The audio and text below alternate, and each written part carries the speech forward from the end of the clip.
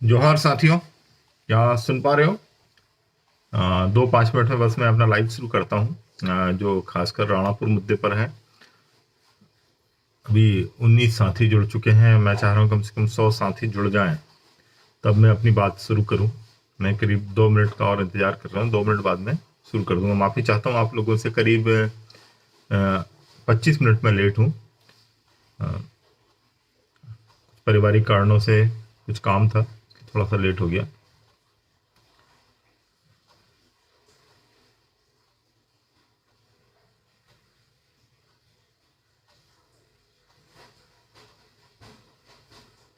जल्दी जल्दी जुड़ जाइए आप लोग। मैं आज राणापुर, जो झाबुआ विधानसभा के अंतर्गत आता है, वहां पर हमारे भीली भाषा के एक पत्रकार हैं, बड़े मूर्धन्य पत्रकार हैं, और कई दिनों से बहुत अच्छी रिपोर्टिंग वो आदिवासी क्षेत्रों में कर रहे हैं, आदिवासियों की बात उठा रहे हैं, और खासकर वो उनकी खुद की भाषा में, उनकी भीली भाषा के अंदर हमको ये सोचना होगा कि आज पैरेलल मीडिया क्यों खड़ा हो रहा है। आप खुद देखिए कि करीब 5 दिन हो गए इस घटना को। किसी भी बड़े पत्रकार संगठन ने इंदौर संभाग के, झाबुआ जिले के या राणापुर के एक ज्ञापन भी नहीं दिया अपने साथी पत्रकार की पिटाई पर। किस तरीके से मनुवाद हावी है आप देख सकते हैं कि एक पत्रकार को फुटबॉल बनाकर पीटा जाता है और उनका खुद का संगठन इसके लिए आगे नहीं आता है। क्यों? क्योंकि इन संगठनों में जो लोग काबिज हैं, जो इनके कर्ता धर्ता है, वो आदिवासी वर्ग के नहीं है। आदिवासियों को लेकर उनकी वो संवेदना नहीं है। तो कोई पत्रकार संगठन आगे नहीं आया। आज 5 दिन हो गया इस घटना को। एफआईआर दर्ज हुए करीब 48 घंटे से ज्यादा हो गए, 50 घंटे के ऊपर हो गया, अभी तक कोई गिरफ्तारी नहीं हुई। मुद्दा पिटाई से कहीं ज्यादा है, मुद्दा प्रताड़ना से कहीं ज्यादा है। मुद्दा उस पत्रकार का मनोबल जो है। आप सोचिए, यदि किसी पत्रकार को, जिसका इतना बड़ा एक ग्रुप हो, जिसको 1 लाख लोग देखते हो एसएमएस न्यूज को, आज यदि उस पत्रकार को फुटबॉल बनाकर मारा जाता है, जमीन पर पटक कर लाठ ठूसों से मारा जाता है, वीडियो बनाया जाता है उसका, आज उसका मनोबल क्या रहेगा? किस हिम्मत से वो काम कर पाएगा? कैसे काम करेगा उन क्षेत्रों में जाकर जहां जिन लोगों के बीच में वो पिटा है? ये जो घटना है इतनी आसान नहीं है, इतनी सिंपल नहीं जो आपको दिख रही है। हमारे लोगों का मनोबल तोड़ने की कोशिश की जा रही है कि वो भविष्य में कभी मीडिया के क्षेत्र में इस तरीके से अपनी आवाज बुलंद नहीं कर पाए, इस तरीके से नहीं उठ पाए। करीब 3 दिन पहले मैंने लाइव पर आकर झाबुआ प्रशासन से निवेदन किया था कि जो आरोपी हैं एट्रोसिटी एक्ट के अंतर्गत, जिनको आरोपी बनाया गया है, आशुतोष उपाध्याय, उमंग दुबे, छोटू सोनी, गोलू सोनी और भी अन्य 50 लोग, इन लोगों की गिरफ्तारी की जाए।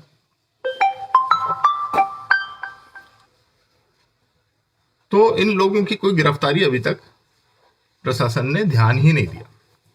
उल्टा जो आरोपी पक्ष है उसको बचाने के लिए राणापुर कस्बा बंद करवाया गया, मुनादी पीटी गई, और मुनादी पीटी गई, और मुनादी में ये बोला गया कि जैस एक देशद्रोही संगठन है, एक आतंकवादी संगठन है, एक अतिवादी संगठन है, इसका कार्यकर्ता है, इसने गरबे में ये किया वो किया। मेरा ये कहना है कि यदि एट्रोसिटी एक्ट के तहत कोई कायमी होती है और यदि आप पीड़ित पर इस तरीके से दबाव बनाते हो, तो क्या एट्रोसिटी एक्ट का वॉयलेशन नहीं हो रहा है? क्या शासन प्रशासन को उन लोगों पे कार्रवाई नहीं करना चाहिए? उन तथा कथित धर्म जागरण मंच, मैं आज बोलना चाहता हूं कि आप बोलते हो कि आदिवासी हिंदू है, तो फिर आदिवासी पत्रकार की जब पिटाई हुई तो हिंदू संगठन दूसरे पक्ष पर सवर्णों के साथ क्यों जाके खड़े हो गए? क्या आदिवासी हिंदू नहीं है? क्या आदिवासी पत्रकार हिंदू नहीं है? आपका कोई भी जो जो धर्म जागरण मंच है, आपका विश्व हिंदू परिषद है, आपके पद्मश्री महेश शर्मा जी हैं, जो प्रबुद्ध वर्ग है, जो वहां का बुद्धिजीवी वर्ग है झाबुआ जिले का, वो एक पत्रकार के समर्थन में खड़ा क्यों नहीं हुआ? आज क्यों हमको इंदौर से आवाज उठानी पड़ रही है? रात को 4 बजे तक वहां गरबे की ध्वनि विस्तारक यंत्र की डीजे की परमिशन किस एसडीएम ने दी, किस प्रशासन ने दी? और यदि कोई पत्रकार वहां जाकर आपसे प्रश्न पूछ लेता है कि आपको अनुमति कहाँ है, अनुमति कैसे दी इतनी रात तक ये आयोजन की, तो आप उसको मारेंगे? और चलो मान भी लिया कि आपके ओटले पर वो बैठे थे, तो क्या आपके ओटले पर बैठने से क्या आपका ओटला अपवित्र हो गया? आप उसको गंगा जल से साफ करेंगे और हमारे लोगों को पीटेंगे। दलित वर्ग, शोषित वर्ग, आदिवासी वर्ग के ऊपर अत्याचार नहीं हो, इसीलिए एट्रोसिटी एक्ट लाया गया। और इस एट्रोसिटी एक्ट को कमजोर करने के लिए तमाम प्रयास किए गए। गिरफ्तारी से बचा जा सके, अग्रिम जमानत मिल जाए। आपको पता है कि कोर्ट में, न्यायालय में, पुलिस प्रशासन में आज दलित वर्ग का, आदिवासी वर्ग का प्रतिनिधित्व बहुत कम है, खासकर जुडिशरी में तो बहुत कम है। और एट्रोसिटी एक्ट बहुत कुर्बानियों के बाद आया है। जो अमेंडमेंट एक्ट है, जो नया एक्ट आया है, उसमें आपको बहुत अधिकार है, लेकिन आज जमीन पर एट्रोसिटी एक्ट की क्या हालत है? जब अनुसूचित एरियो में, जो शेड्यूल एरिया हैं, जब शेड्यूल एरिया में ही ये हालत है, जहां आपकी आबादी उस राणापुर कस्बे में, जो उस राणापुर पंचायत में, उस नगर पंचायत में, जो झाबुआ विधानसभा क्षेत्र है, जहां आप आदिवासियों की 90% से ज्यादा आबादी है, जब उन क्षेत्रों में आपकी आवाज उठाने वाले पत्रकार को फुटबॉल बनाकर मारा जा सकता है, तो आप अंदाज लगाइए कि इंदौर, भोपाल और बड़े शहरों में क्या होता होगा, जहां आप अल्पसंख्यक है, जहां आप माइनॉरिटी में है। आम आदिवासी मजदूर के साथ क्या व्यवहार होता होगा? ये एक्ट जो लाया गया है, उसकी जो मूल भावना थी कि इन लोगों को प्रोटेक्ट किया जाए। क्या झाबुआ का प्रशासन उन लोगों के अधिकार सुरक्षित रख पा रहा है? आप बताइए, 323, 294, 506 में कायमी की है। अरे ये लिंचिंग का प्रयास था, 50 लोगों ने मिलकर उसको मारा है, फुटबॉल बनाया, जमीन पर पटक के मारा है। यदि उसको कहीं वाइटल लंग में चोट लग जाती, उसका लिवर डैमेज हो जाता, उसको हेड इंजरी हो जाती, स्पॉट पे मर जाता वो। इतने लोग मिलके मार रहे हैं, आप लिंचिंग की धाराएं आपने नहीं लगाई। और एट्रोसिटी एक्ट में कायमी के बाद पूरा का पूरी भारतीय जनता पार्टी के सारे पदाधिकारी का दबाव बनने लगा। वो जो पत्रकार है, उनकी पत्नी एक बेचारी शिक्षक है छोटी सी, उन पर दबाव बनाया जा रहा है कि आपका ट्रांसफर कर देंगे। वो बेचारा किराए के मकान में रहता है, मुकेश परमार। उससे बोला जा रहा है, मकान मालिक बोल रहा है कि आपको मकान खाली करना पड़ेगा, नोटिस दे दिया मकान खाली करने। इस तरीके से सोशल बाइकआउट किया जाता है, सामाजिक बहिष्कार किया जाता है। जो प्रबुद्ध जो तबका है, जो इलीट क्लास है, मैं सवर्ण नहीं कहूंगा क्योंकि इलीट क्लास में सब लोग आते हैं। आज जो विधायक हैं जिनको आपने चुना है उस क्षेत्र से, पेटलाबद से, थांदला से, झाबुआ से, वो कोई सवर्ण नहीं है, वो आपकी जाति के लोग हैं, आपके वर्ग के लोग हैं, और आपके साथ आके नहीं खड़े हो रहे हैं आज वो। क्यों? क्योंकि वो उस इलीट क्लास में शामिल हो गए। उनको लगता है कि अब हम आदिवासी वर्ग से अलग हो गए हैं, अब हम इलीट क्लास में चले गए। तो आप देखिए, कोई भी विधायक, चाहे वो कांग्रेस का हो या भाजपा का हो, कोई भी उस भीली भाषा के पत्रकार के मान सम्मान की रक्षा के लिए, उसकी अस्मिता की रक्षा करने के लिए आगे नहीं आ रहा है। आगे कौन आ रहा है? जैस आ रहा है। और जब जैस आता है, आप लोग बोलते हैं, यही भाजपा कांग्रेस के लोग बोलते हैं कि जैस राजनीति कर रहा है। अरे भाई, जैस जहां जहां पर गरीबों के साथ, आदिवासियों के साथ, दलितों के साथ शोषण होगा, पिछड़े वर्ग के साथ शोषण होगा, किसानों के साथ शोषण होगा, जैस आवाज उठाएगा। क्योंकि जैस एक प्रबुद्ध वर्ग है, जैस एक इंटेलेक्चुअल क्लास है, जैस संवैधानिक अधिकारों की लड़ाई लड़ता है। और मैं आपको बताना चाहता हूं कि हमारे कार्यकर्ता पहुंच रहे हैं राणापुर, और वहां कोई हिंसा करने, दंगा करने नहीं पहुंच रहे हैं।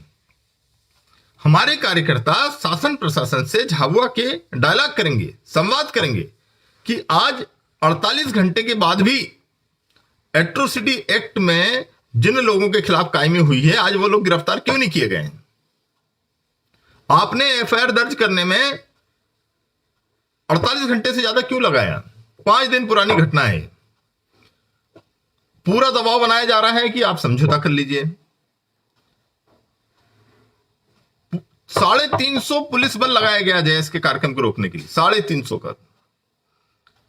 यदि इतना बल आपने उस घटना को रोकने में लगाया होता, यदि राणापुर के लॉ एंड ऑर्डर को मेंटेन करने में लगाया होता, वहां पर आधी रात को देर रात तक जो गरबे चल रहे थे उनको रोकने में लगाया होता, यदि आपने जो घटना हुई है वहां उसको तुरंत कंट्रोल किया होता, तो आज ये हालात नहीं होते। यदि आज आप लोगों ने गिरफ्तारी कर ली होती तो आज हमारे लोगों को, जो बेरोजगार लोग हैं, गरीब लोग हैं, आज उन लोगों को इतनी दूर तक सफर तय करके वहां नहीं जाना होता। दूर दूर से लोग पहुंच रहे हैं, डॉक्टर अभय ओरी पहुंच रहे हैं, महेंद्र कन्नौज पहुंच रहे हैं, नितेश अलावा पहुंच रहे हैं। ये सब जिम्मेदार लोग हैं और मेरा आप सब लोगों से निवेदन है, कार्यकर्ता से खास करके बिल्कुल भी कानून हाथ में नहीं लेना है। हमको गांधीवादी तरीके से, संवैधानिक तरीके से अपनी बात रखनी है प्रशासन के सामने। और कोई भी यदि उकसाए, सामने से भी यदि उकसाई चीजें हो, तो भी हमको कानून हाथ में नहीं लेना है। हमको संवैधानिक तरीके से, और मैं तो कहूंगा कि एट्रोसिटी एक्ट का प्रिंट आउट निकालिए गूगल से और उस एट्रोसिटी एक्ट को दिखाइए इन अधिकारियों को कि एट्रोसिटी एक्ट क्या बोलता है। आरोपियों को संरक्षण दिया जा रहा है। पूरा राणापुर जिन लोगों ने बंद करवाया आरोपियों के समर्थन में, उनके ऊपर एट्रोसिटी एक्ट के अंदर कायमी होनी चाहिए। और क्षेत्रीय विधायक और उनका लल्ला कहां है भाई? आपको वोट तो चाहिए आदिवासियों का, लेकिन आदिवासियों के अधिकारों के लिए नहीं लड़ना।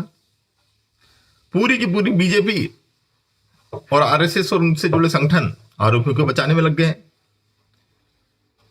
इस तरीके से जो आदिवासियों की आवाज है, जो एक पत्रकार है, जो भीली भाषा के पत्रकार हैं, जो भील भाषा में, उन आदिवासियों की भाषा में उन तक खबरें पहुंचाते हैं, उनकी आवाज उठाते हैं, जो लोकतंत्र का चौथा स्तंभ है, आज आप लोग उन पर दादागिरी उतर रहे हैं, उनको मार रहे हैं।